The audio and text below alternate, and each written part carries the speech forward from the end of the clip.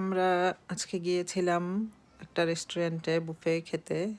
এটা স্টেপনি গ্রিনে, আমাদের বাসার কাছাকাছি গ্র্যান্ড রসোই রেস্টুরেন্ট।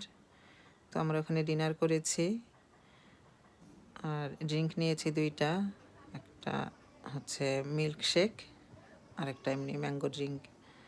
তারপর বুফেতে তো অনেক আইটেম ছিল, সব কিছু টেস্ট করেছি একটু একটু করে। তো আলহামদুলিল্লাহ ওদের খাওয়া দাওয়া ভালোই ছিল, মান ভালো।